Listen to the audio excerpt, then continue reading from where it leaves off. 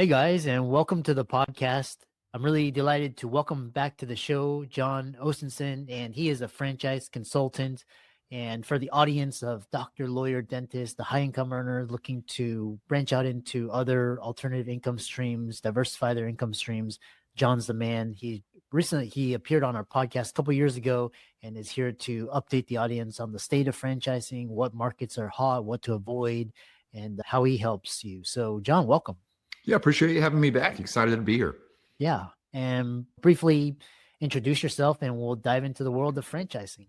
Yeah, based here in Atlanta, but work with clients all over. And for me personally, I spent many years in the corporate world and always had that desire to be a business owner and do something entrepreneurial. And I really was fortunate to stumble into franchising about 9 years ago. And I've been a franchisor myself and then a multi-brand franchisee as well. And I've got good people running my businesses now. And it allows me to spend most of my time helping others connect with the top opportunities in their market in what I call non-food franchising, all opportunities that exist in industries outside of food. Yeah. And a lot of the questions, because I just got off the podcast with another guest and he's helping tech startups grow and scale. And a lot of these days you can start a company for just $100 and you can scale with social media, raise venture capital, get acquired by private equity, take it public. So what is the franchising? Why is franchising still so hot? Especially you see a lot of retail shutting down and Amazon and all of that. Yeah, there's never been a better time to be in franchising. There's the interest levels at an all-time high, I think, for a variety of reasons. A lot of folks with technology backgrounds and consulting backgrounds, but also a lot of, like you said, doctors and other high-level professionals. We work with a lot of those. And I think there's a couple of things. So a lot of folks will invest in real estate, but the fact is with high interest rates, that less inventory, there just haven't been as many good real estate deals of late. So a lot of them are jumping over and saying, what are other alternative investments that I can get involved in that provide potential for really good returns that are also tax advantaged? And a lot of people, again, want to get into business ownership. The government incentivizes it in a very large way. But the problem is you don't have predictable playbook, whereas franchising delivers that. You've got a franchisor supporting you on the sideline. You've got a mastermind of other franchisees living the same thing day in, day out. So I think for a lot of people, whether they're looking to buy an existing business or they're looking at startups, once they do the calculus, they come to the realization that franchising can be a better path to business ownership for many of them. Yeah. And so when people come to you for help with starting or getting into franchisers, what are the top questions or top concerns that they need to be aware of before diving into franchising? Franchising is just like every other industry where you've got great players and you've got some that are not as strong, right? And that's where we come in to help. And first off, it's entirely free to work with us. We simply get a referral fee from the brands. None of that's passed on to our clients. So it's a great model. But no, the things we encourage them to really lean into is, first off, we have a whole discovery process. They're going to get on a lot of calls with existing franchisees in the system, with the leadership team, really get to know them, make sure it's a good fit because it's a partnership. It's almost like a marriage. And so you want to make sure it's a good culture fit. You're going to get the support that you need. So we're looking at things like the leadership team's background. We're looking at the financial model, making sure there's a lot of meat on the bone, looking at the competitive advantages of the business, certainly the track record, what are current franchisees saying about their experience. So end of the day, there's a little bit of art, a little bit of science to it. Really, our biggest constraint right now is just that you mentioned living in Austin. Good opportunities move incredibly fast in good markets like Austin and Atlanta. So we're always out there attending conferences, working our networks, really making sure that we're at the tip of the spear for those opportunities for our clients before they sell out. Just to give the audience just a taste, because obviously high income earners and real estate is just stable, like 8 to 10%. I don't think those are really eye-opening returns, but what about the investment returns on the franchising?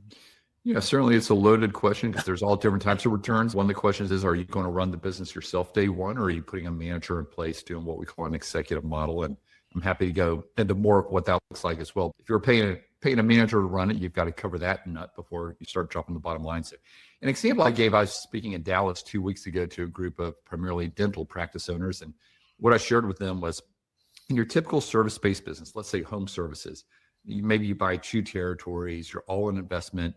It's probably somewhere in the neighborhood of, we'll call it 200,000. In year 2, you can potentially get those 2 territories up to $1 million run rate, oftentimes at a 15 to 25% bottom line margin. So if we take the median there, call it 200,000 to the bottom line, that's 100% return, right? 200,000 on a $200,000 investment. and you're getting tax advantages of business ownership, and you're building an asset that you can sell. So there is that potential for a very large return profile. However, the trade-off is that you're putting energy and effort into the business, right? Now, that's where franchising comes in, because they do allow you to potentially be a little more hands-off over time because the franchisor is supporting your team. However, I never want people to go in blinded to that. If business ownership was easy, then everyone would be doing it. There's a reason why you can make larger returns. It's because it does take some degree of involvement. Yeah. And on the risk spectrum is real estate and then franchising and then startups. So again, a lot of the audience, doctors, dentists, they love real estate. That's just like they all gravitate to real estate. And if real estate market is not as great today as it was before, why are they a great fit for franchising now? And I support the strategy of real estate too. I'm an all of the above investor. I've got Airbnbs. I invest in funds and in syndications in the real estate world too. So I'm all of the above. But no, I think that, again, that return profile, the ability to have the tax advantages. And I think a lot of times in real estate, a big area of franchising is home and property services. That's a sweet spot. There's so many different niches, from insulation to flooring to roofing to pool cleaning to cabinets, things that they may already be involved in or have some knowledge of or see the need for and understand with their properties. And they say, hey, here's businesses that I'm already using today that I can now potentially use for myself as well as all my friends, vertically integrate, if you will. So I'd say those are some of the reasons. And just to touch on that point too, around industries, home and property services are a really big one, a lot of smart money flowing in there. But then it's also things like health and wellness, or categories like B2B, business to business services, or seniors is a huge area of businesses that relate to seniors or to kids or to pets. Again, a lot of things you wouldn't think of initially when you hear the F word, franchise. Yeah. The other question is, because you talk about a lot of people, when they think of franchising, they think of McDonald's or Subway or a Starbucks, but there's so many opportunities outside of food. So who's buying? Why are they buying? Or where are they buying? What are they buying outside of food? Yeah. So as far as who's buying, we see your typical corporate refugees. They're tired of what they're doing. They're tired of building someone else's empire, ready to build their own. A lot of existing business owners are saying, hey, I remember all the time it took and the effort and the learnings my first time around. For my next business, maybe I go with the franchise and add that to the portfolio. So that's another group. Like I already mentioned, real estate investors. So yeah, it's a broad spectrum, and they're doing it all around the country in all sorts of markets. We've done markets from Orange County to New York to quite a few places in between so far this year. But the types of business they're getting into, I just mentioned some categories high level, but I think about recent client placements over the last couple of weeks. Placed a couple in Dallas who currently, they bought a franchise with us 2 years ago, youth soccer franchise, have done incredibly well. They came back and said, hey, we're ready for the next thing. They just pulled the trigger on one that provides video advertising. Like you always see them waiting rooms, the TV screen, right? And so they're going to be the ones providing that advertising opportunity to small businesses. We just had a client in South Carolina that bought an insurance adjusting business, a property insurance adjusting. The B2B services have been popular, whether it be freight brokerage or consulting. We've got some cost consulting ones. A lot of interest in senior care, whether it be at-home senior care or things more on the peripheral, like handyman services catering to the senior population, or maybe it's senior fitness groups that go into these different senior facilities and provide their fitness training. So many different niches. Interesting. The other question is the idea of, because you talked about business owners or people with established careers, they're transitioning and starting a company from scratch versus franchising. Talk about franchising versus startups versus acquisition entrepreneurship. Yeah. First off, franchising is not right for everyone. Some people are too entrepreneurial. They want to put their thumbprint all over the business. They don't want to follow a formula. Franchising may not be a fit. But I do believe for most people, it is a better path to business ownership. And comparing it to startups, end of the day, you've got, again, a coach on the sidelines in that franchise, or you've got a community of other franchisees. It sounds cliche, but you're in business for yourself, but not by yourself. There's already been product market fit established in other markets. They've got a playbook on how do you run your launch marketing? What type of technology stack can you already step into day one? They're working with large data sets, so you're not having to reinvent the wheel every time. Obviously, there's bulk buying for goods and services that you can benefit from as well. Yeah, just a lot of benefits when you weigh it out versus startups. And we do have a lot of people that come to us and say, hey, we want to buy an existing business. That's very common, that idea of entrepreneurship through acquisition. That can be a great option if you find a business. The challenge we see is people take years and years to find the business. So many people reach out to me and say, John, we've been looking for 3 years, 4 years, 5 years. We've been under LOI. The deal didn't shake out. The numbers, due diligence, what have you.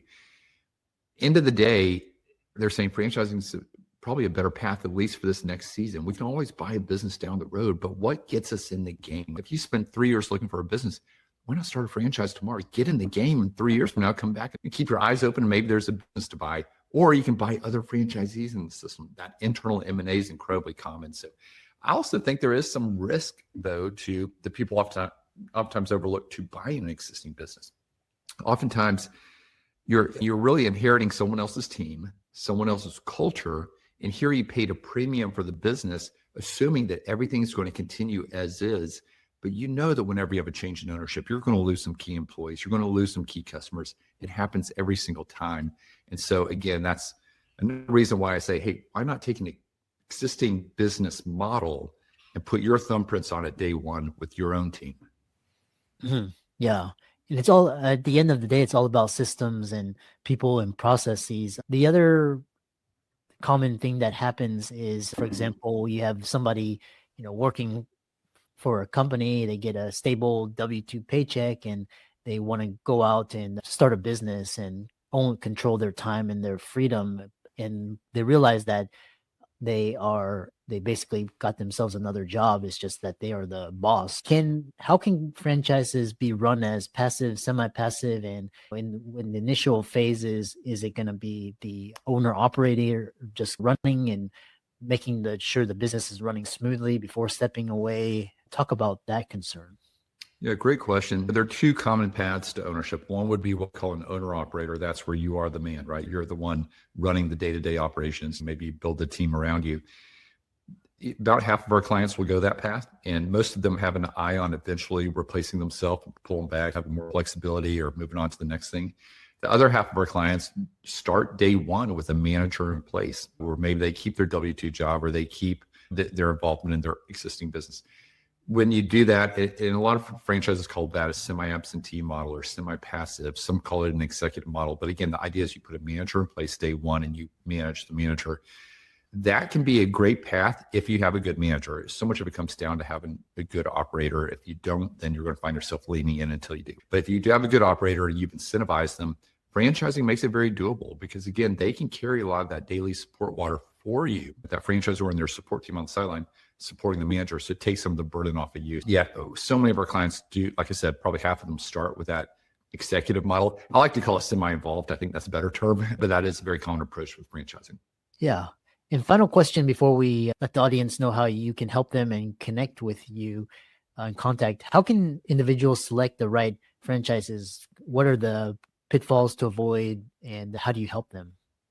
Yeah, the challenge is if you go online and you start Googling around, every company out there is putting their best foot forward and giving you their marketing message. And it's so important to understand what's going on behind the scenes with all these guys. Because just like I said, franchising is like other industries. You've got good players and you've got ones that are not as strong. They're not going to provide that support that you need. So there's just a lot of noise out there. And even if you come across a top 100 franchise list from this publication or that one, most of the companies are actually paying to be on that list. So it's just a PR move. So a lot of noise. Whereas you can work with us or with another very well-established franchise consultant that's highly regarded within the industry. Like I said, it's entirely free to work with us, and we simply get a referral fee. None of that's passed on to you. So if you go directly to a franchise or if you go through us, you pay the same thing. But what we do is we get to know our client and then take them through a very streamlined process of exposing them to top available opportunities in their market.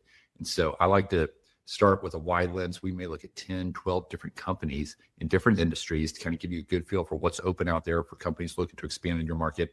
And then we hold your hand through the whole discovery process by helping you with the funding solutions or with having a franchise attorney review the agreement.